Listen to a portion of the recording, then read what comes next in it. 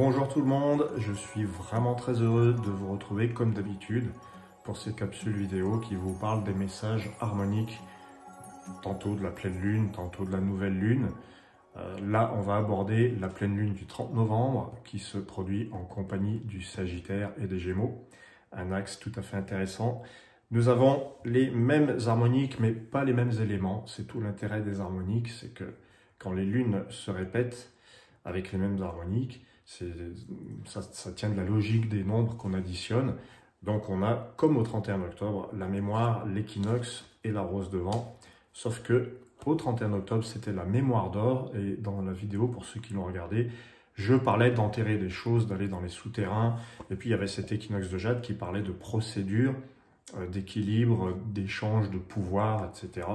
Donc c'était le 31 octobre. Et on a pu constater que début novembre, il y a eu des événements du côté des États-Unis. Et bien sûr, bien entendu, les élections présidentielles qui ont été très équinoxes pour moi. Hein, d'après ce que, en tout cas, si vous vous intéressez aux harmoniques, j'en connais quelques-uns qui maîtrisent un petit peu la question de mieux en mieux, ça me fait plaisir. Mais l'équinoxe, et surtout l'équinoxe de jade, ça fait vraiment penser à ce qui s'est passé, à ce qui se passe actuellement aux États-Unis, une espèce de basculement, de fracture, avec une Amérique en rouge et en bleu. Ça a divisé l'opinion jusqu'à chez nous, et peut-être dans le monde entier, pourquoi pas. Hein. D'ailleurs, on voit, c'est marrant, on a les démocrates et les républicains qui se représentent sur cette carte. C'est tout à fait énorme. Donc voilà, mondialement, pour moi, c'est très équinoxe. Ça me rappelle ces procédures, ce côté procédurier, ce côté basculement, ces deux camps, trouver son camp, faire un choix. Alors plus que jamais l'équinoxe, et puis je vous parle beaucoup de l'équinoxe, et ce n'est que le début, puisqu'en 2021, il sera question du principe 5, 2 plus E plus 1, et donc de l'harmonique qui suit le lotus.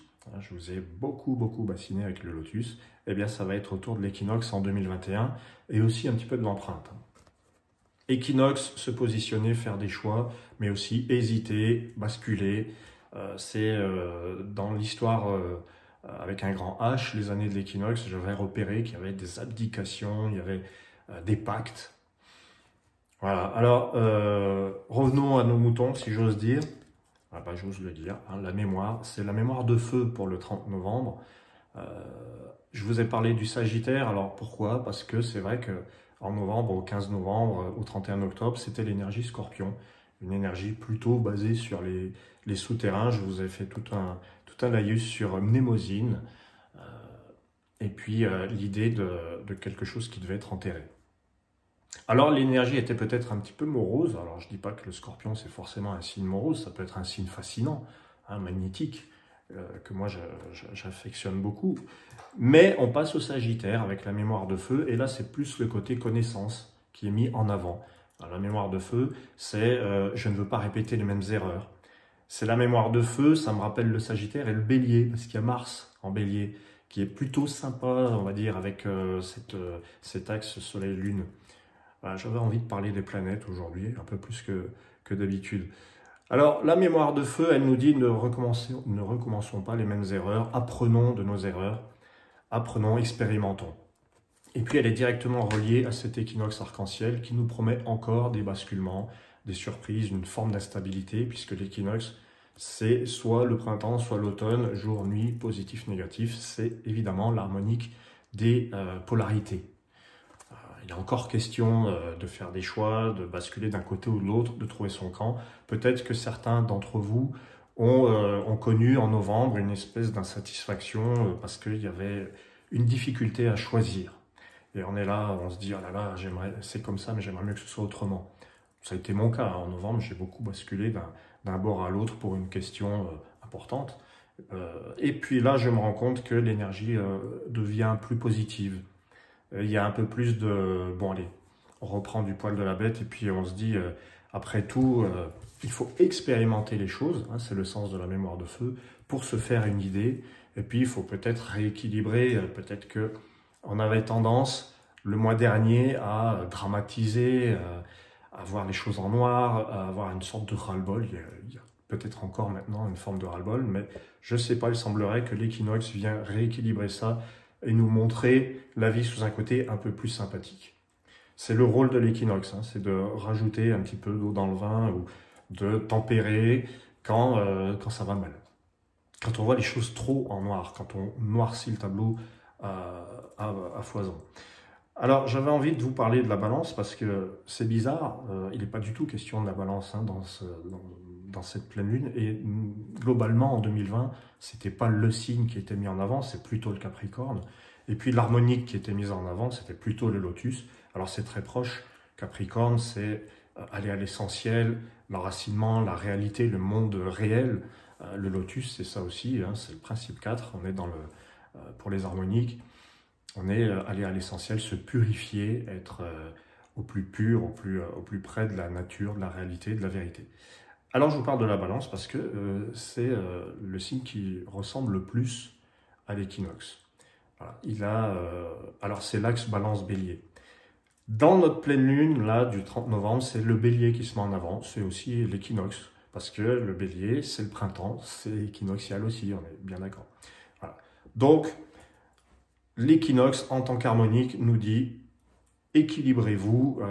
C'était tout noir le mois dernier, il faudrait peut-être pas que ça devienne tout rose non plus, mais tempérer simplement, avoir une vision plus proche de la vérité et peut-être moins, je dirais, moins influencée par les émotions. Parce qu'on était en novembre dans l'énergie scorpion, un peu signe d'eau, les émotions. Et puis là, on a la mémoire de feu, une énergie plus sagittaire, plus, allez, on se lance à l'aventure, quoi. On va expérimenter les choses et on va apprendre. Et on va surtout éviter de répéter les mêmes erreurs. Voilà.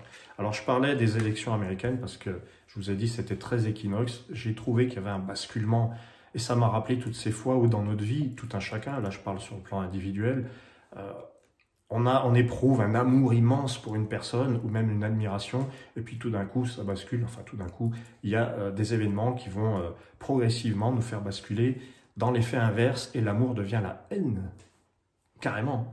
Et j'ai observé ça surtout sur les réseaux sociaux, dans les informations, j'ai quand même remarqué s'était produit ce genre de choses, je ne sais pas, peut-être que je me trompe, mais il y avait comme une sorte de...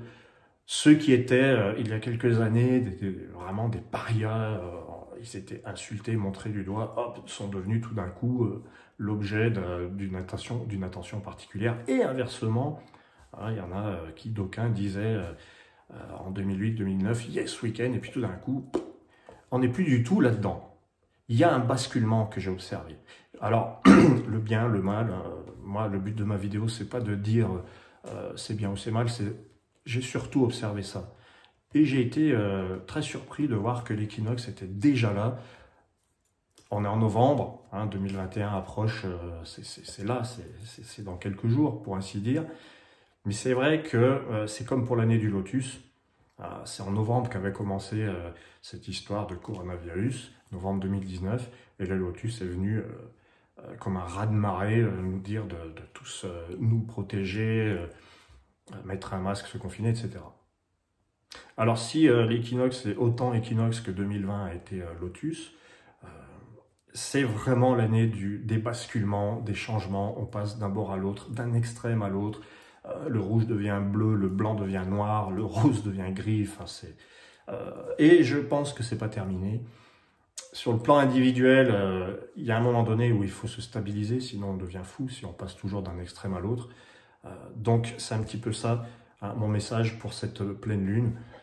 Mémoire de feu, expérimentons la vie, agissons, plutôt que de nous laisser balloter d'un extrême à l'autre, d'un côté à l'autre, en n'étant pas dans le vrai finalement, mais en étant plutôt dans une espèce de mouvance qui fait que on va chercher son camp. Je pense que quand il y a une élection importante comme ça, comme aux États-Unis, puis quand ça sera le cas en France, eh bien, il sera temps de trouver son camp, de se positionner, de signer, de voter, de dire ce qu'on pense. Voilà. Moi, de mon côté, c'est surtout en tant qu'observateur et messager que je vous parle de tout ça. Et je me demande ce que signifient, en fait, ces basculements, ces manifestations d'amour, de haine qui s'inversent qui reviennent, qui repartent. J'essaie de comprendre et je me dis, bah, tout simplement, on cherche l'équilibre, on cherche le juste milieu. Et pour moi, le juste milieu, c'est justement d'éviter de tomber dans un amour excessif ou dans une haine excessive pour quelqu'un, finalement, pour qui on ne sait, enfin, moi, je ne sais rien des gouvernants. Je ne sais rien d'eux. Pour moi, ils sont là. Maintenant, il faut qu'ils fassent leur boulot. C'est comme ça que je vois la chose. Et qu'ils fassent au mieux. Parce que tant qu'il n'est pas élu, tant qu'ils ne sont pas élus, bah on peut se faire une idée. Ils ont déjà un passé, ils ont déjà fait des choses. Mais qui nous dit ce qu'ils vont faire par la suite? C'est ça. Je pense que, voilà, je parle de neutralité en fin de compte, hein, si on regarde bien.